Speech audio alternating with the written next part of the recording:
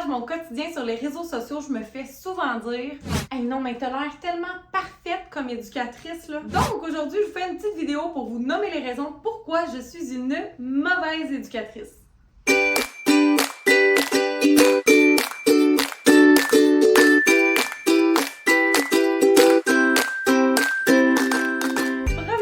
Pourquoi je suis une mauvaise éducatrice, je n'aime pas jouer avec les enfants.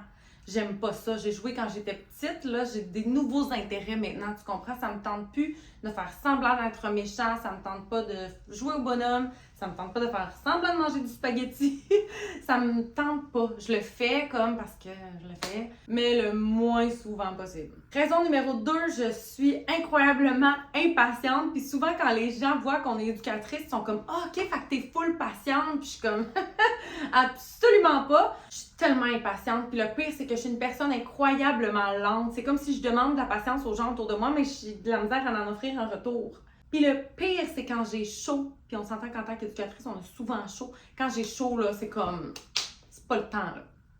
Embraye. Je suis vraiment impatiente. Troisième raison pourquoi je suis une mauvaise éducatrice, je fais très rarement des bricolages. Ça me tente pas, je trouve ça compliqué.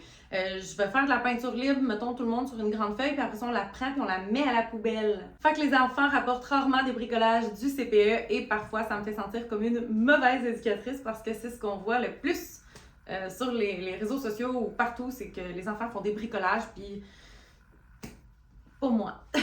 Raison numéro 4, j'ai une très mauvaise mémoire. Si un enfant n'a plus de couches, c'est sûr qu'il n'y a plus de couches pendant 2 semaines avant que je pense enfin à le dire aux parents. Si l'enfant fait quelque chose de drôle pendant la journée que je veux le raconter aux parents, c'est sûr que j'ai oublié. Puis si je dis à un enfant « Ah oui, parfait, on va faire ça la semaine prochaine », c'est sûr qu'on le fait pas. Je suis une mauvaise éducatrice. Raison numéro 5, je déteste découper et plastifier du matériel d'activité. Puis ça, j'ai l'impression que la majorité des éducatrices aiment ça. Que c'est comme plaisant pour eux de préparer leurs trucs plastifiés puis que ça soit tout beau.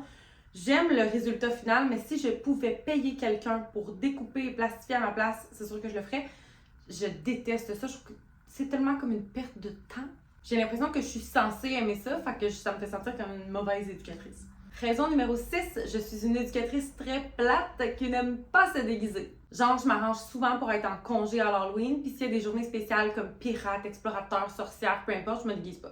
Je me sens mal de pas le faire, mais en même temps, j'aime tellement pas ça, je me sens pas à l'aise, je me sens pas moi, puis j'aime pas quand je suis au travail déguisée en pirate, puis que les parents viennent porter leur enfant pas déguisé parce qu'ils s'en vont à leur travail d'adulte, puis je me sens comme un enfant qui est comme « Hey, hey! » Fait que je me déguise pas. Raison numéro 7, je suis complètement dégoûtée par le vomi et la morve. La morve, c'est pire. C'est le pire. Hey, je suis désolée. Oh. La morve. Voyons! Une crotte de nez, c'est correct. La morve qui, de même, puis qui liche, puis c'est trop pour moi. Ça me fait gaguer, j'aime pas ça, ça m'écoeure. Puis les pauvres enfants qui sont malades, ils ont besoin d'un adulte comme pour les réconforter. Puis moi, je suis de même à côté d'eux. Puis il faut que j'aille chercher mes pauvres collègues pour qu'ils s'en occupent. En tout cas, je suis une mauvaise éducatrice. 8e et dernière raison pourquoi je suis une mauvaise éducatrice. Je suis tellement sensible. Je suis tellement proche de mes émotions. Je suis tellement réactive. Puis on s'entend qu'on fait une profession dans laquelle nos émotions sont constamment sollicitées. Ça m'est souvent arrivé de pleurer parce que je perds le contrôle de mon groupe, je me sens désemparée, je sais plus quoi faire, je me sens seule, j'ai de la misère à demander de l'aide. Ça vient vraiment peser lourd sur le sentiment de compétence professionnelle quand tu penses que tous tes collègues se gèrent super bien, que leurs émotions ça va bien, puis que toi tu te sens explosive tout le temps. Puis je me suis souvent dit que j'étais peut-être trop faible pour faire cette profession-là parce que si ça venait toujours chercher mes émotions comme ça, ben c'est peut-être parce que c'était pas fait pour moi puis parce que je suis pas normale puis je suis une mauvaise éducatrice. La morale de cette vidéo-là, c'est que je ne suis pas une mauvaise éducatrice. Je suis une excellente éducatrice et toi aussi. Puis on a toutes des qualités, on a toutes des défauts et pour être éducatrice, ben Colin, on a développé des connaissances, on a développé des compétences puis on les travaille à tous les jours puis c'est juste normal. Comme les gens justement qui me disent « Ah, t'es éducatrice, ça veut dire que t'es patiente. » Ben non, je suis pas patiente. Je suis pas plus patiente que toi. Au contraire, je suis très impatiente, mais je travaille fort puis c'est difficile.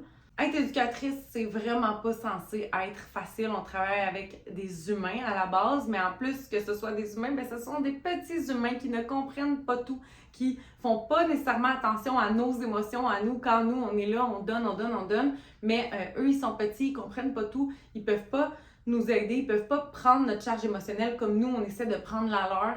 Puis c'est ça, c'était ça la morale de mon histoire, c'est que c'est pas vrai, je suis une très bonne éducatrice. N'est pas me dire le contraire. Mais je suis loin d'être parfaite et c'est bien correct comme ça. Je suis humaine et les enfants évoluent avec une humaine avec eux. Puis c'est la même chose pour toi, tu es une très bonne éducatrice.